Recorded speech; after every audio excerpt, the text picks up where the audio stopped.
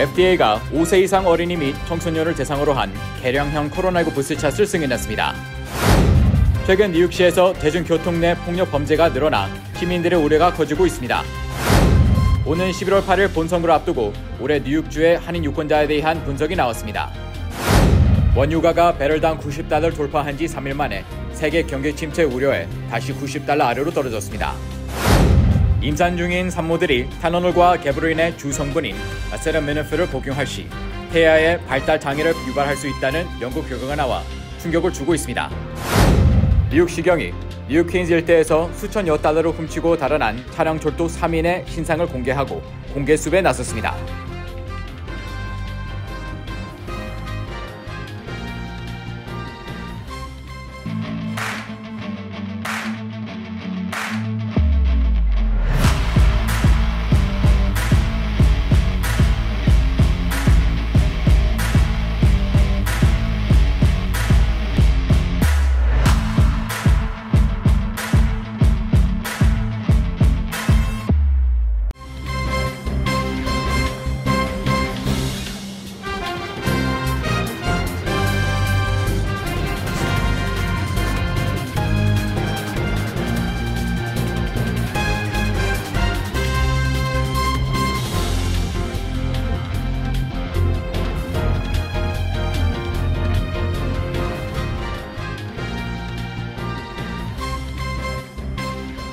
여러분 안녕하십니까? KBTV 뉴스9 이창원입니다.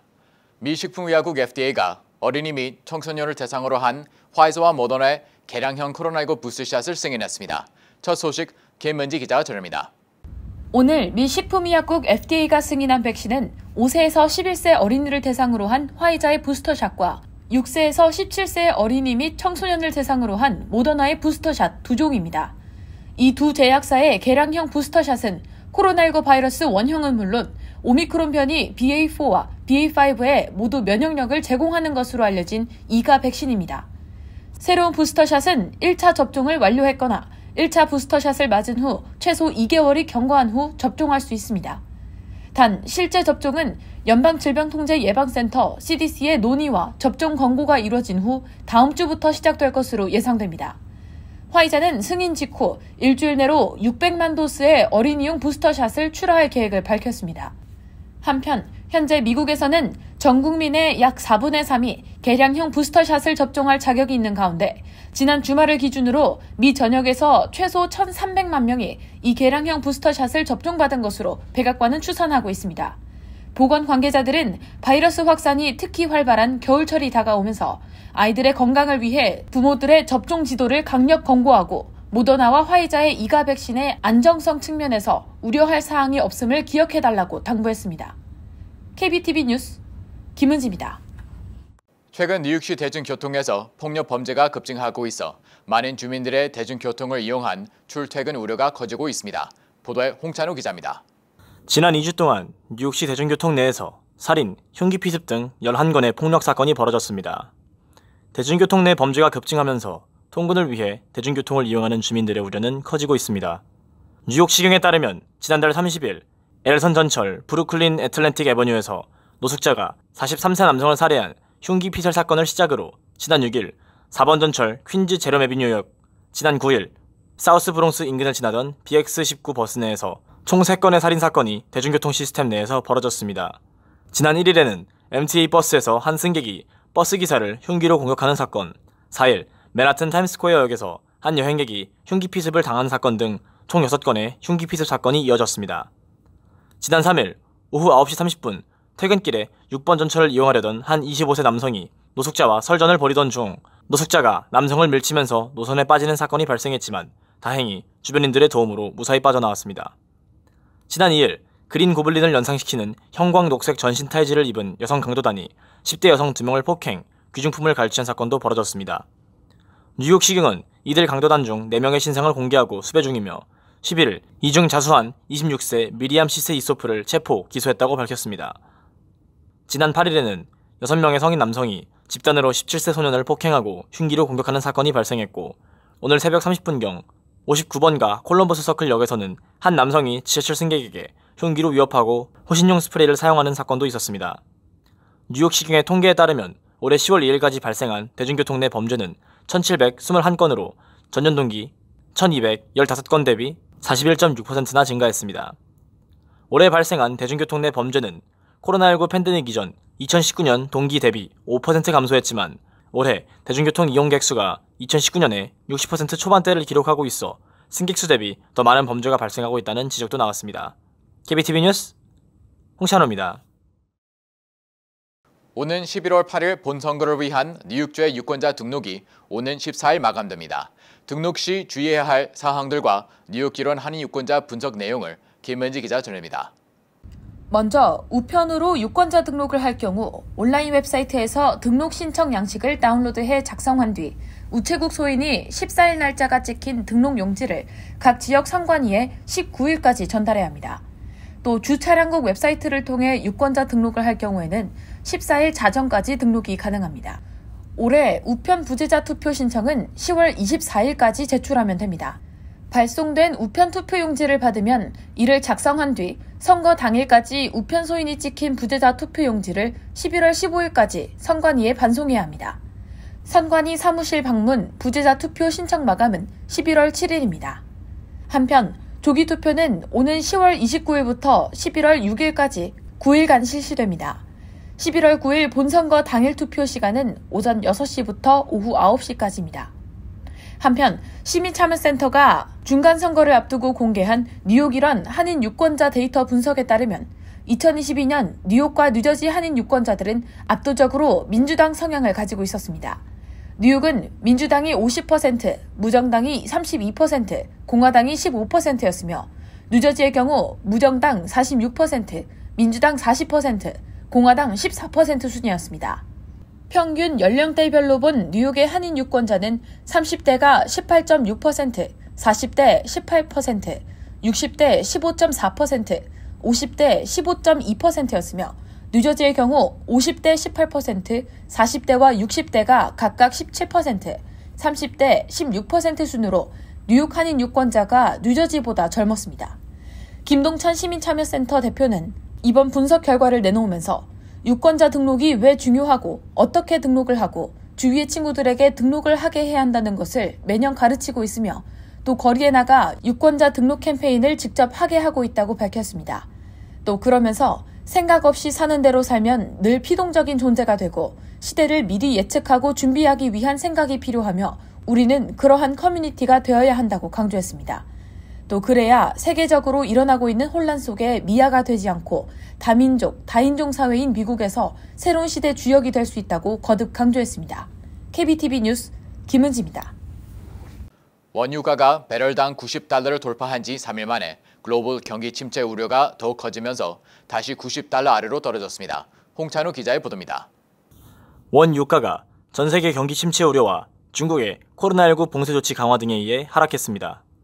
11일 뉴욕 상업거래소에서 11월 물 서부 텍사스 원유 가격은 전장보다 배럴당 1.78달러 하락한 89.35달러의 거래를 마쳤습니다. 유가는 글로벌 경기 침체 우려가 커지면서 배럴당 90달러 아래로 떨어져 이틀간 3.5%가량 하락했습니다. 서부 텍사스 원유 가격은 지난 한 주간 OPC 플러스 산유국의 감산 소식에 16% 이상 급등하며 배럴당 90달러를 돌파했습니다. 그러나 경기 침체 우려가 강화되며 거래일 3일 만에 90달러 아래로 떨어졌습니다.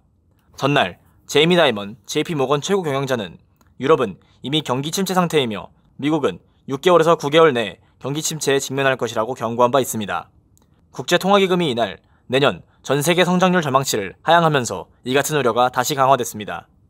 국제통화기금은 내년 전 세계 성장률 전망치를 기존 2.9%에서 2.7%로 하향했고 올해 성장률 전망치는 3.2%로 유지했습니다.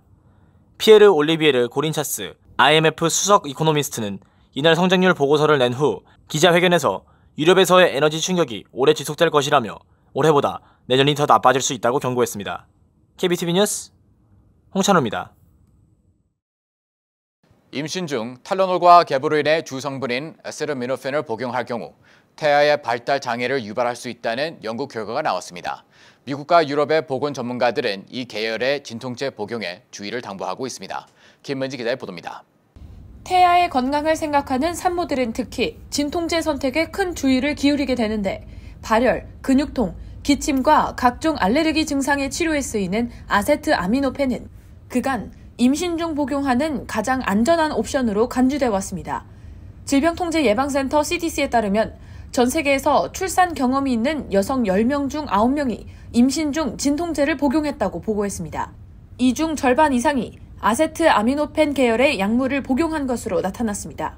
그러나 크리스틴 스나이더 펜실베니아 의과대학 공중보건학 교수 연구진은 2009년에서 2011년 펜실베니아의 여러 병원에서 첫 아이를 출산한 여성 2,423명과 태어난 자녀의 진료 기록과 조사 자료를 분석했습니다. 연구진이 최근 온라인 과학 전문지 공공과학 도서관에 발표한 연구 결과에 따르면 아세트아미노펜을 복용한 여성의 자녀 22.7%는 수면 장애를, 32.9%는 주의력 문제를 보였습니다. 반면 이 약물을 복용하지 않은 여성의 자녀 가운데 18.9%가 수면 장애, 28%가 주의력 문제를 겪은 것으로 조사됐습니다. 결과적으로 임신 중 아세트아미노펜에 노출된 아이는 3세 때 7가지의 행동장애 중 주의력 결핍과 수면장애, 내성적 행동 문제가 나타날 가능성이 다른 아이들보다 20% 이상 높았습니다. 임신 중 모체의 스트레스 등 다른 변수들을 고려해도 이 3가지 중 수면 문제와 주의력 결핍 위험 등 2가지 행동장애 가능성은 여전히 높았습니다.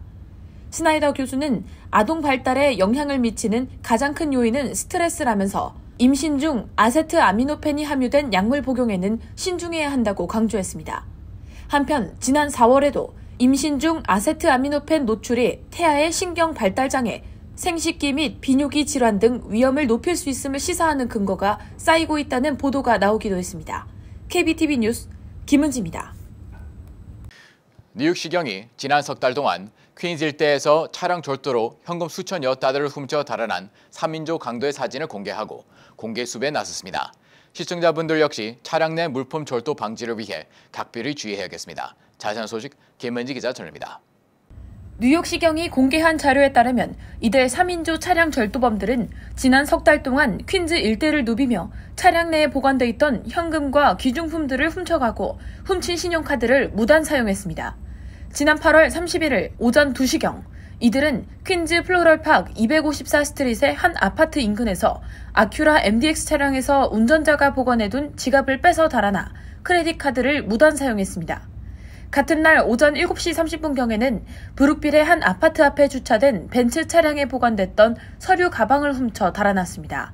서류 가방에는 현금 7,000달러와 6,800여 달러 상당의 은행 체크, 랩탑 등이 들어있었으며 용의자들은 서류 가방에 있던 크레딧 카드로 1,300여 달러를 결제했습니다. 이어 이들은 지난 9월 26일 오후 11시 30분경 퀸즈 로스데일의 한 주택가에서 마즈다 차량 안에 보관되어 있던 3,000여 달러 상당의 전자제품을 훔쳤고 지난 2일 자메이카 부근에서는 현대 소나타 차량에 보관돼 있던 신용카드를 훔쳤습니다. 경찰은 바로 지난 5일 훔친 크레딧 카드를 무단 사용하기 위해 들른 한 타겟 매장에서 포착된 용의자들의 모습을 공개하고 제보를 기다리고 있습니다. 아울러 차량 내 물품 절도 방지를 위해 차량 문을 반드시 잠글 것, 알람 시스템을 킬 스위치와 함께 설치할 것, 창문을 끝까지 올릴 것, 자택 앞 차량이 주차된 곳에 CCTV를 켜둘 것 등을 조언했습니다. KBTV 뉴스 김은지입니다. 뉴욕시 의회가 불법 주차 차량 신고 시민에게 벌금의 일부를 포상금으로 지급하는 방안을 추진합니다. 이번 조례안은 불법 주차 공간에 주차한 차량을 목격한 시민이 이를 뉴욕시 교통국에 신고해 불법 주차 차량 운전자의 벌금 납부가 확정되면 전체 벌금액의 25%를 포상금으로 지급받는다는 내용을 담고 있습니다.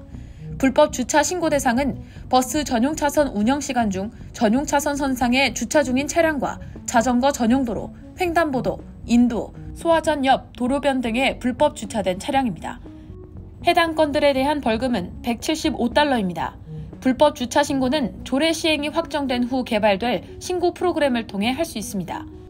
링컨 레슬러 시의원은 뉴욕 시민이 함께 사용하는 공용구역을 차량들이 불법적으로 가로막는 것은 교통체증을 야기하고 이동 중인 시민들의 안전에 위협을 가하는 매우 위험한 행동이라며 이를 시민들에게 신고를 허용함으로써 차량 운전자들에게 경각심을 불러일으키는 것이 필요하다고 발의 배경에 대해 밝혔습니다. 미국의 물가 상승세가 계속되는 가운데 우표 가격이 반년 만에 또다시 오릅니다. 연방우정국은 인플레이션에 따른 비용 상쇄를 위해 내년 1월 22일부터 우표 가격을 인상하는 방안을 우편규제위원회에 제출했다고 지난 8일 밝혔습니다. 연방우정국의 인상안은 현재 60센트인 1종 연구우표를 63센트로, 1종 보통우표는 57센트에서 60센트로 상향하는 내용입니다. 연구우표는 향후 우표 가격 변화에도 추가 요금 부담 없이 계속 사용할 수 있는 우표입니다. 연방우정국은 또 미국 내 엽서는 48센트로 4센트 인상, 국제 엽서와 국제 우표는 1.45달러로 5센트 인상할 예정입니다.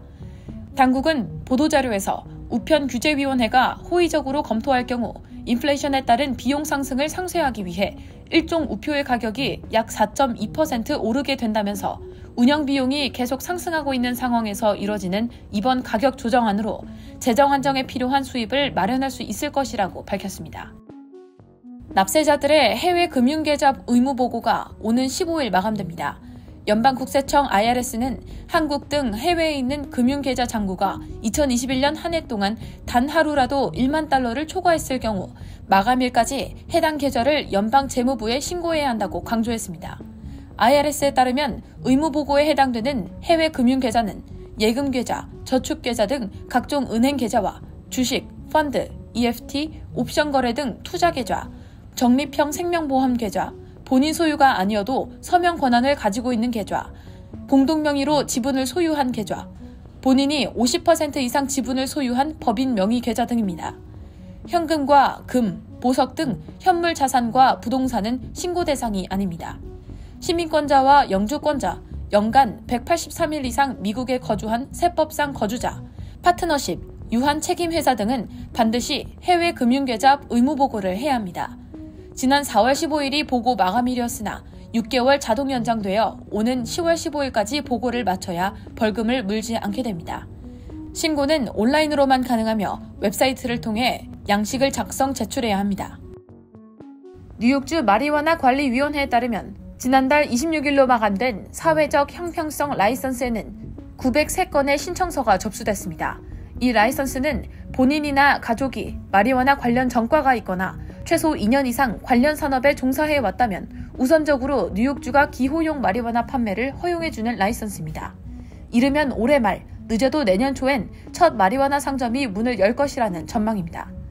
아직 뉴욕주 마리화나 관리위원회는 일반인 대상 라이선스 접수 세부 사항은 공개하지 않았습니다. 일반인들을 대상으로 한 라이선스 접수가 시작되면 지금보다도 더 많은 신청서가 몰릴 것이란 전망이 나옵니다. 스모크샵 혹은 편의점 등으로 불리는 마리화나 판매점은 뉴욕시에만 1,458개에 달합니다. 이들 업체는 법의 허점을 이용해 사탕이나 마리화나 액세서리 등을 결제하면 마리화나를 덤으로 주는 형식으로 팔고 있습니다. 수익성이 좋을 뿐 아니라 팬데믹으로 상업용 렌트도 하락해 많은 이민자들이 사업에 뛰어들고 있습니다. 정부는 업체들에게 경고만 줄 뿐 폐업을 강제하진 못하고 있는 실정입니다. 잠시 후 커뮤니티 브리핑을 전해드립니다.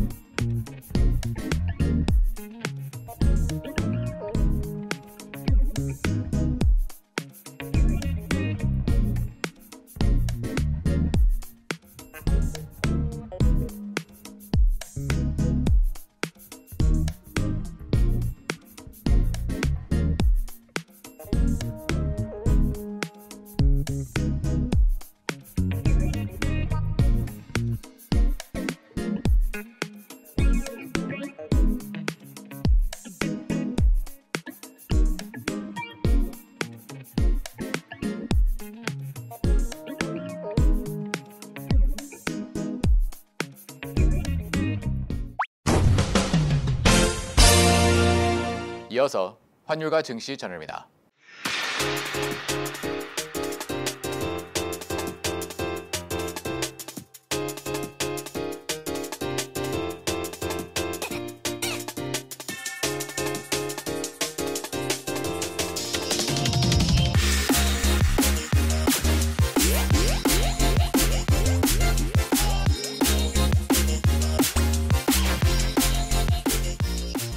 잠시 후 뉴욕과 뉴저지 날씨 전해드립니다.